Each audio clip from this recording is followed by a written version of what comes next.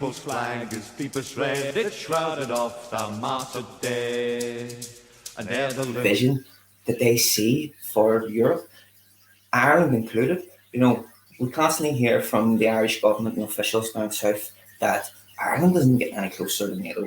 But if we look at the actual reality, the new chief of, no, sorry, not the new chief, because he's been there since 2021 or 22, but the chief of staff of Ireland is now going to take up a role in 2025 as the NATO chief, no, sorry, not NATO chief, but chief of staff. Not too sure which position it is, but it's going to be the first time that an Irish general or an Irish chief of staff will be taking that position. This all aligns with everything that they have planned out in the procurement process, including. Well, if we look at what's happening, right? Ireland has been under British occupation for 800 years. We know all about colonisation, brutality, starvation, murder, imprisonment. As an oppressed people, the Irish should never get involved in oppressing other people anywhere in the world, especially under the umbrella of NATO. So the people of Ireland are proud of their neutrality and are determined to keep it. It's the government.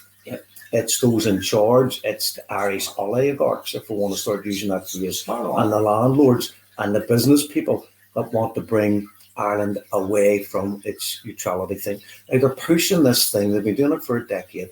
Well, Ireland can't protect itself. Ireland's just a wee small island. We've only got, 30,000. I doubt we even have 30,000 troops. But we've got a very, very, very small Irish defence force. But it's a defence force. It's not an offence force. It's not to go around. They're in UNIFIL. They have a role within the United Nations peacekeeping. But they're pushing this idea of, well, we can't rely on Britain to protect us. And when it comes down to NATO, they've actually been pushing. At one stage, people in Europe were talking about having their own European army. NATO is basically spoke about it a lot. NATO's under the tutelage of the Americans. They want everyone to have 5% of their GDP to go towards the war industry. And this is for attacking Russia and stuff going forward. So we were talking earlier about how maybe you mentioned the amount of money that's now being poured into the Irish war industry, not for necessarily exporting weapons of war, but to build up an Irish army and an Irish navy and an Irish air force that would be in line with maybe joining NATO, because countries that want to join the EU have to meet certain parameters before their entry. So if the Irish government is pushing this EU army, which would be separate from NATO, or potentially joining NATO, they would have to build up their kind of reservoir of stock and men and training. And like, I'm against the loss of Irish neutrality, because Irish 100%. People should never go and bomb other oppressed people anywhere in the world. It's a principled stand. It's something that the Irish people hold dear, and we should hold dear. As you said, we've struggled against colonial powers for generations, hundreds of years. We faced the imperialist wrath of the British. For what? What was the struggle for? This is what I sat back and wondered, all those men and women who give their lives in the fight for Irish independence, for Irish sovereignty, for a socialist republic. Yet we fast forward to the day and we have their so-called comrades sitting in power, fully backing the funding and investing of these companies, imperialist companies, who are there to provide weapons to the foremost imperialist powers in the world. It's beyond my imagination. It's scary to me because, years ago, maybe it's an idealistic view, I seen Ireland, no way that Ireland could be used as some sort of hub, because it's just, it's the people here just wouldn't put up with it.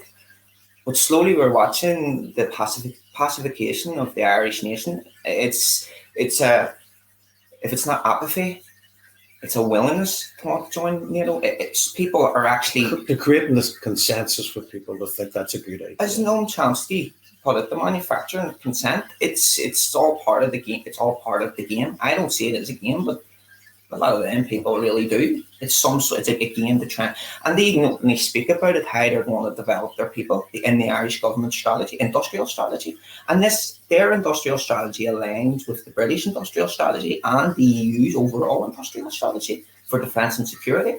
So what you said about so they're going to build up the defence forces to, and I can see it in future at some stage Ireland being ready to join, to then ascend into the NATO alliance. The Ireland signed an agreement with NATO. I think it was I'm not too sure. I forget the year, but they signed the individual tailored partnership agreement that made sure that they were brought closer in alignment with the NATO procurement strategy, the NATO ideas, and what NATO had envisaged for the security of the European continent. Because what they seen was Ireland as a strategic place on the west flank of Europe. They wanted and they need some sort of defence, from the threats from Russia. They claim Russia is a threat to Ireland. They claim Iran is now a threat to Ireland. This stuff is way. But again, we come back to Stormont and people investing in these companies. There's been private members' motions passed in Stormont, fully outlining the industry, fully outlining the defence, the plan for defence and the sectors here. But, there hasn't been a peep. I haven't heard nothing from any of the representatives, any of the parties about these. Well, let's talk about that. Let's talk about Sinn Féin. Sinn Féin was the political wing of the armed militant Provisional Irish Republican Army, right? So they were once upon a time a revolutionary cadre of people who talked about a socialist republic. Yeah. They have now morphed into constitutional nationalists. They don't talk about socialism. Yeah. They're only interested in big business. They're interested in centrist politics in order to get themselves elected. Now, I'm going to go back to when Caterpillar came to West Belfast. Caterpillar came to West Belfast. John Herson, myself, and a few others went up to have a bit of a protest, because obviously Caterpillar machines are used by the Israeli army to destroy Palestinian homes. You can now see them destroying all the infrastructure in and around Jenin and Tulkarm, where they're like digging up the roads and stuff. And when Paul Maskey, from memory, I could be wrong, when he was asked, why in West Belfast are we welcoming a company that is involved in the oppression of the Palestinian people, he said, well, sure, the people in West Belfast need jobs. So if you extrapolate that, Yes. then making bombs, if you're getting a good job and a good wage and you're making bombs that are going to be used in the Ukraine or in Palestine or in Yemen or in Syria and previously in Iraq and Afghanistan and Libya, that's okay, because you're not dropping them. Yeah. You're not making the political decision to murder people. You just have a job. If people use the bombs that you make, that's completely separate. So there's a history of Sinn Féin saying they support the Palestinian people. Yeah. But in practice and in political power, it appears that the only people they are supporting are the Palestinian Authority, who I equate with the Vichy government under the Germans in France, because they carried out the German policy of pacification, to use your own word, of the French people, and that's what the PA is doing. So here in the north, and also in Shannon, you have in Shannon Airport, you have the Americans landing with their big transport planes and their troop planes. The Irish government says, well, we don't know what's in the planes, they're just refueling in Ireland. But the dogs in the street know that this is weaponry being used to murder Palestinians in the genocide that's being carried out. And then at Aldergrove here, we have an drop-off. It's the biggest transport plane in the world. I believe it's used by the Ukrainians.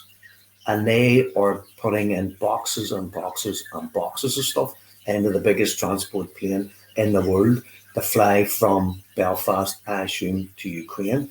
And we do have arms manufacturers here, because they used to have the shoulder, the ground, the surface, anti-aircraft missiles. And I'm not suggesting that's what's being put in them planes. But if they're coming over and loading it up and taking it back to Ukraine, Yeah, it's there. Yeah, and it is missiles. yeah, anti-tank missiles as well. Then, Okay, well that's Yeah. perfect. So then you've got Sinn Féin in government, happy enough that Caterpillar's in West Belfast because people are getting Yeah. jobs, happy enough that Invest NI and Conor Murphy is the minister responsible or being held to account for some of these military, we'll call them contracts. Yeah. And that's being done under his watch.